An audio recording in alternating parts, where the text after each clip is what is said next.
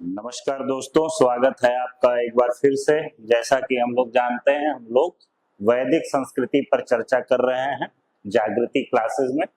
तो हम लोगों ने कल पीपीटी हम लोगों की चल नहीं रही थी, तो कल हम लोगों ने जो चर्चा किया था वैदिक संस्कृति के बारे में, वो मोटा मोटा आप लोगों को पता ही होगा। तो उसमें हम लोगों ने कल ऋग्वैदिक काल और ऋग्वैदिक काल और उत्तर वैदिक काल कैसे कैसे नाम पड़ा, क्या आधार है जानने का, कैसा इनका भौगोलिक ज्ञान क्या था, और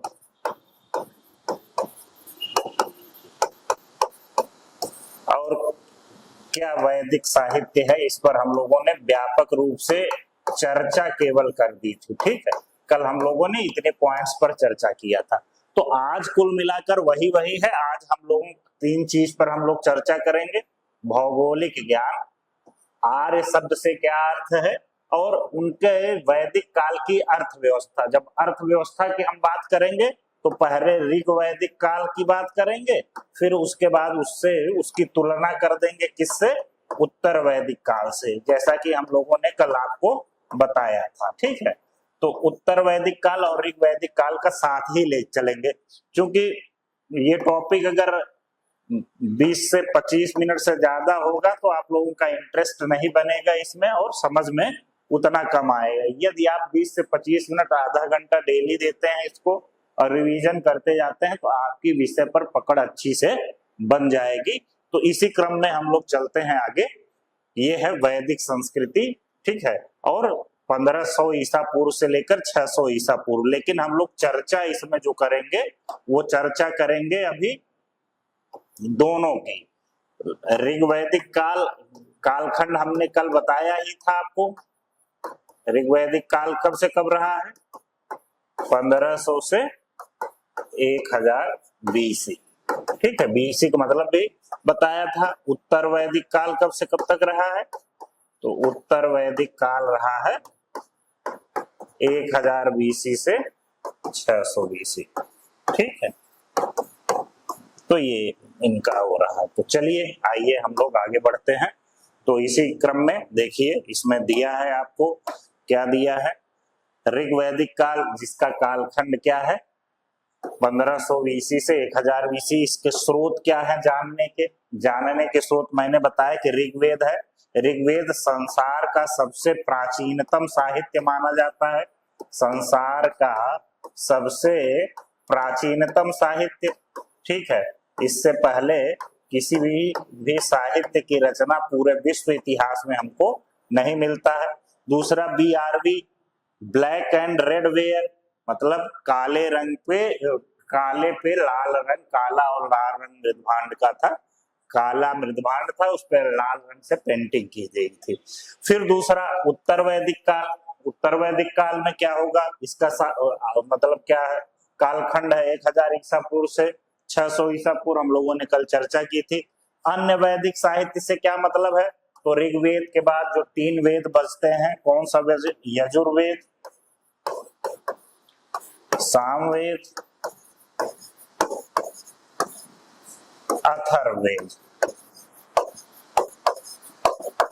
इसके बाद ब्राह्मण ग्रंथ, आरण्यक और उपनिषद। तो ये सब जानकारी उत्तर वैदिक काल के हैं।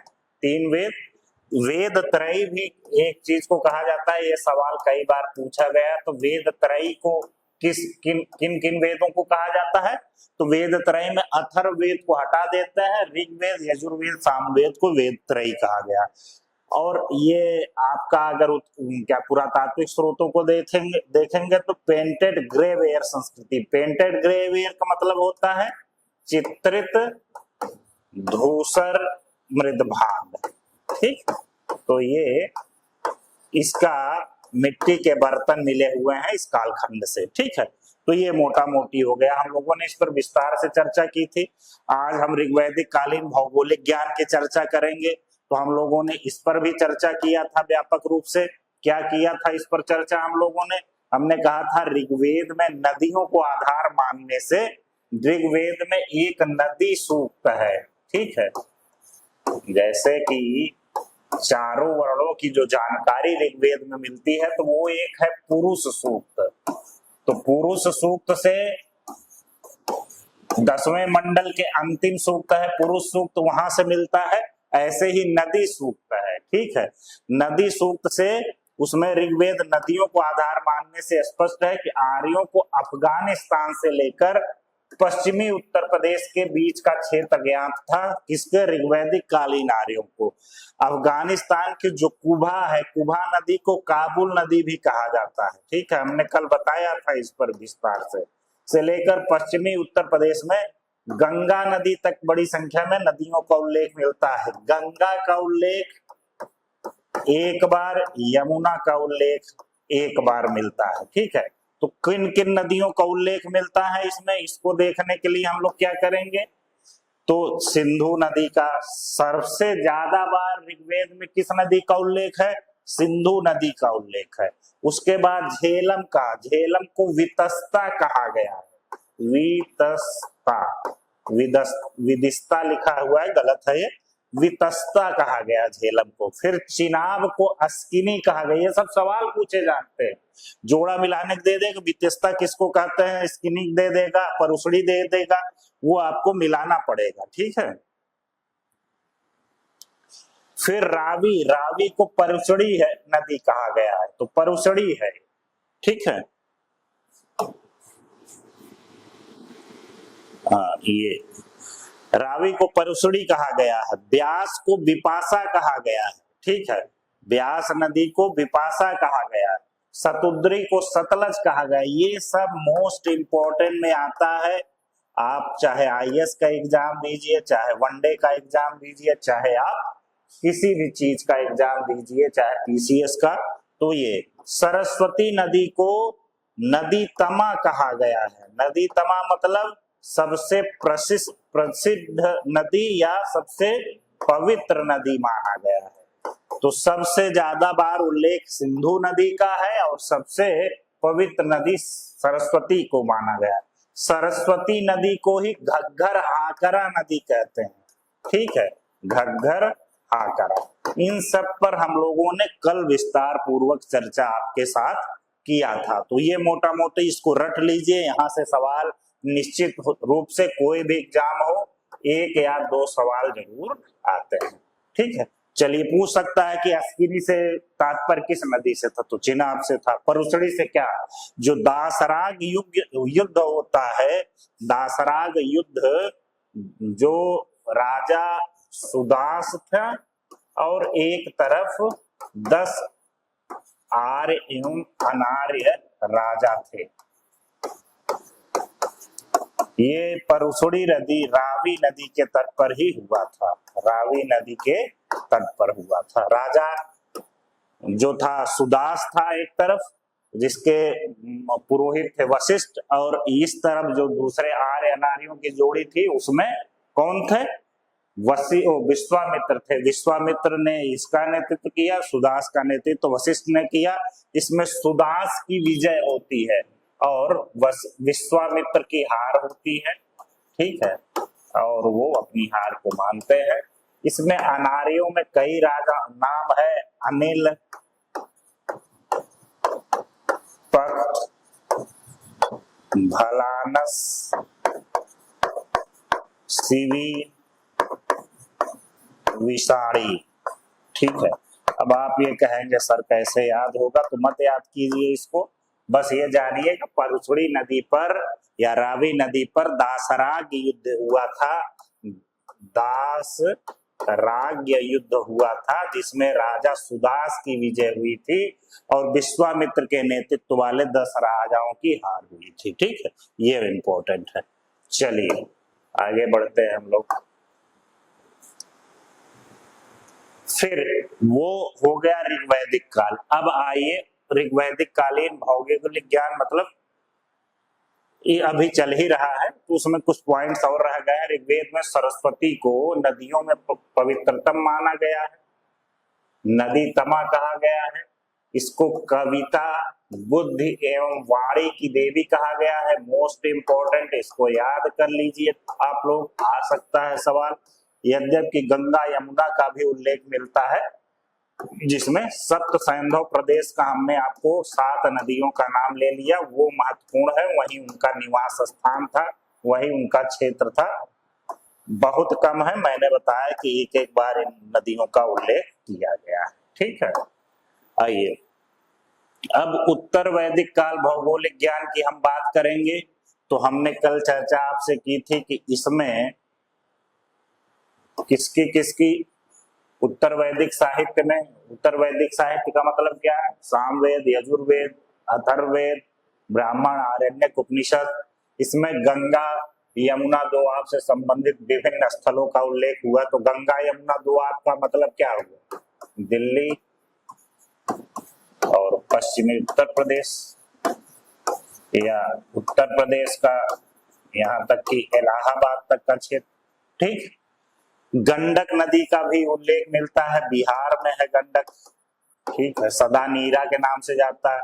नर्मदा नदी अमरकंटक से निकलती है, कहाँ है वो, अमरकंटक मध्य प्रदेश में, उसको रेवा कहा गया है नर्मदा नदी। तो एमपी और कुछ महाराष्ट्र का इलाका भी इनको जानकारी में था।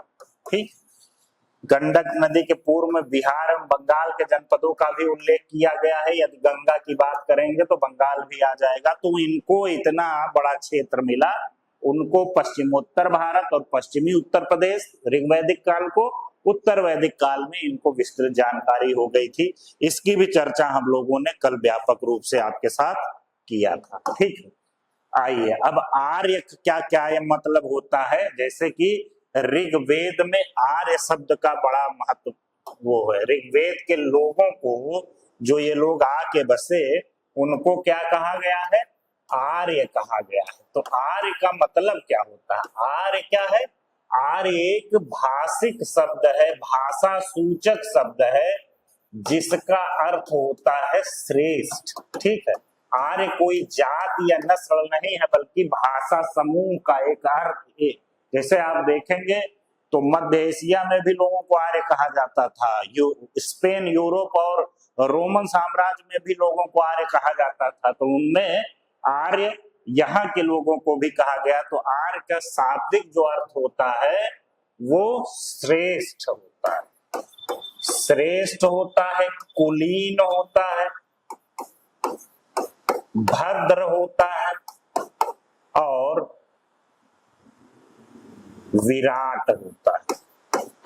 ठीक है, तो ये सब शब्द कुलीन, भद्र, विराट, श्रेष्ठ, ये शब्द आर्य का अर्थ है।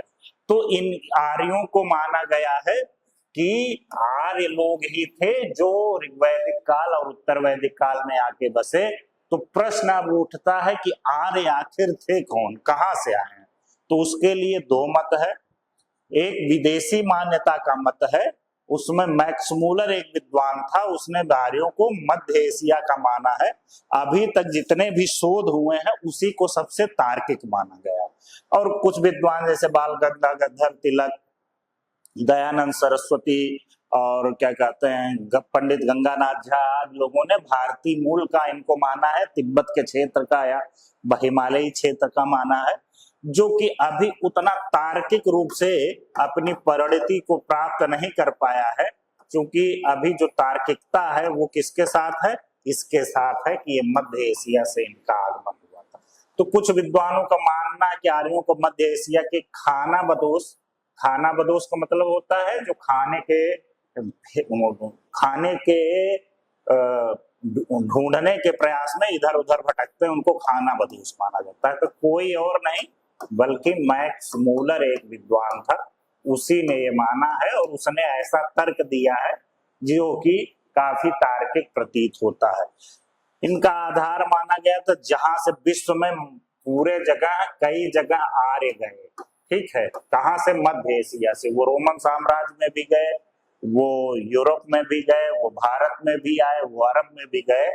तो उनकी जो आर्यों की मूल विशेषता थी वो क्या, वो घोड़े का प्रयोग करते थे और रथ का प्रयोग करते थे, कवच का प्रयोग करते थे।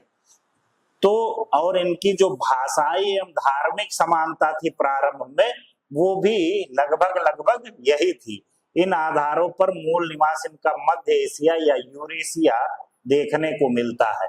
और क्या कहते हैं, ये इस तर्क को काफी प्रासंगिक माना गया। ठीक है। और विद्वानों का एक समूह स्वदेशी भी मानता है। इस मत के अनुसार आर्य भारत के मूल निवासी थे, बाहर से नहीं आए थे। वही है कि इस विषय पर अभी और अधिक अनुसंधान की आवश्यकता है।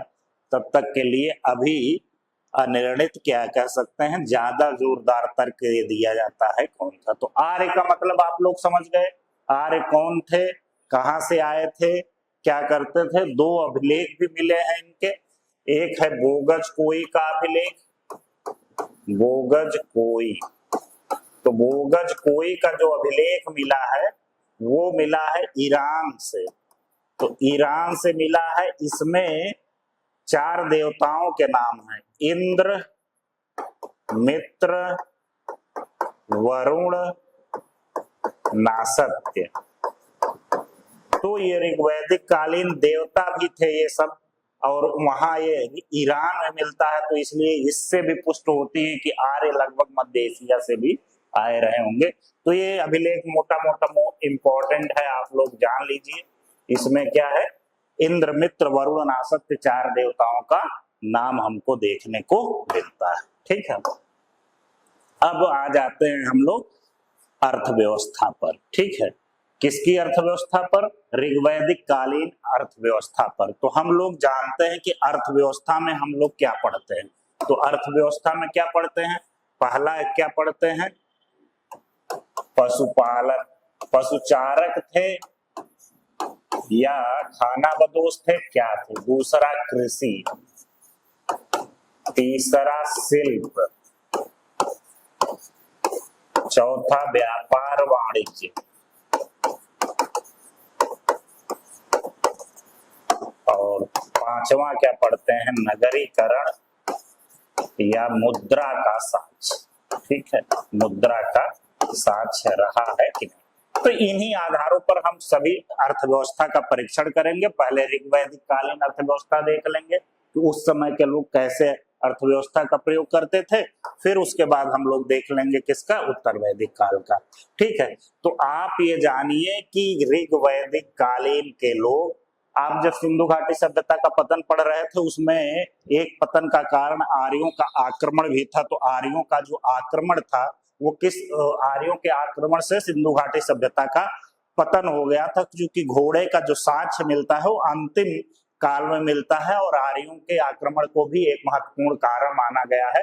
इंद्र का एक नाम पुरंदर भी है। पुरंदर को माना जाता है किले को ध्वस्त करने वाला।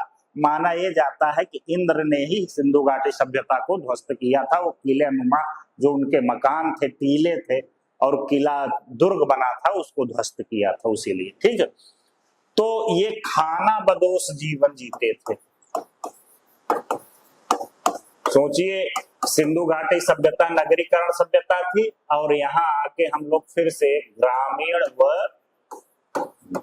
अभी खानाबदोश जीवन की बात कर रहे हैं। ठीक है। ग्रामीण ही नहीं, खानाबदोश, अभी कृषि तक नहीं जानते थे। तो कृषि, बुआई, कटाई, सिंचाई सहित कृषि की संपूर्ण प्रक्रिया की जानकारी है, लेकिन अभी निर्वाह कृषि ही कर लेते थे। निर्वाह कृषि का मतलब क्या होता है? इनको जानकारी तो थी, लेकिन जैसे कहीं पैदावार हुआ तो उसको काट कूट के अपना घर चलाते थे। बहुत नियोजित या प्लानिंग कृषि ये लोग अभी तक नहीं करते थे, जैसा कि सिंधु घाटी सभ्यता के लोग करते हैं। यव नामक फसल का उल्लेख ऋग्वेद में मिलता है। भूस्वामित्व का कोई उल्लेख ऋग्वेद में नहीं करता है, मिलता है। कृषि की तुलना में पशुपालन को अधिक महत्व दिया गया था, क्योंकि ये लोग शाकाहारी और मांसाहारी दोनों थे। ठीक है। पशुओं में गाय को ज्यादा महत्व दिया गया था और गाय के लिए दान दक्षिणा में गाय के दान का महत्वपूर्ण माना गया है। पशुओं की रक्षा के लिए विशेष मंत्र भी मिलते हैं। ठीक है। तो गाय का विशेष महत्व था और गाय को जो विशेष महत्व था उससे जुड़े महत्व कारण गाय को विभिन्न शब्दों से भी जोड़ा गया, जैसे गोधील, गोधूली बेला भी गाय से जुड़ा हुआ है। गत्युति, इसको गत्युति कहते हैं, दूरी के लिए यूज हुआ है। तो ये गाय की महत्ता से, गोपति मतलब राजा के लिए यूज हुआ है। गविष्टि युद्ध के लिए प्रयोग होता है। तो इस सब चीजों को याद कर लीजिए, पूछा जा सकता है आपके।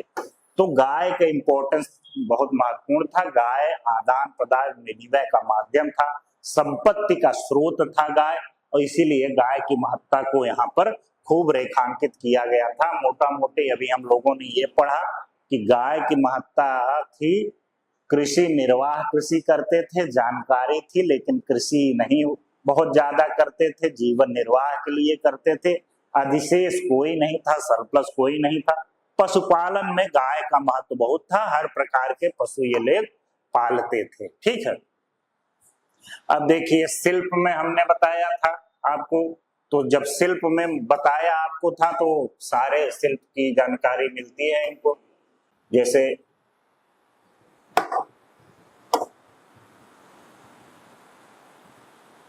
अरे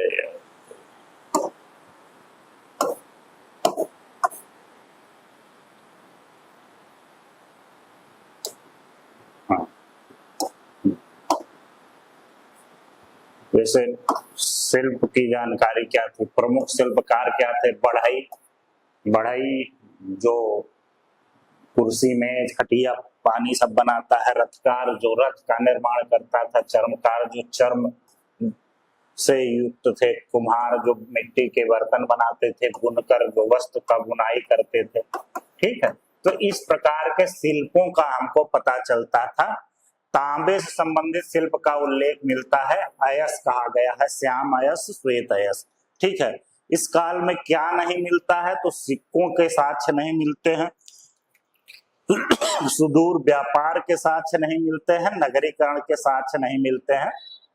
जैसा कि हमने बताया कि जब कृषि अधिशेष होगा तो शिल्प फलेगा फूलेगा, और जब शिल्प बढ़ेगा तो व्यापार वाणिज्य होगा, जब व्यापार वाणिज्य होगा तो नगरीकरण मुद्रा का साक्ष्य मिलना शुरू हो जाएगा। तो यहाँ तीनों नहीं मिलते हैं। ठीक है, तो इस प्रकार की चीजें यहाँ नहीं मिलती। ऋग्वैदिक कालीन उतना ही उत्पादन कर पाते थे जिससे केवल जीवन का निर्वाह हो सके, इसीलिए इसको निर्वाह अर्थव्यवस्था कहा गया।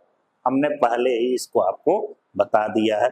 सारी चीजें आपको मैंने मसाला बना के दे दिया है, ये सब ग्रेवी है, ग्रेवी डाल दीजिए, आपका आंसर, आपका फैक्ट, आपका प्रिपरेशन एकदम अच्छे से हो जाएगा। ठीक है, अब उत्तरकालीन अर्थव्यवस्था में क्या चेंजेस हुए, कैसे क्या उसमें हुआ, उसको हम लोग कल की क्लास में बताएंगे।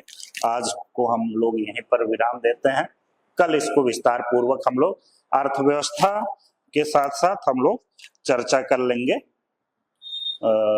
समाज की और राजनीति की। धर्म थोड़ा सा जटिल है तो उसको नेक्स्ट डे कर लेंगे। ठीक, थैंक यू।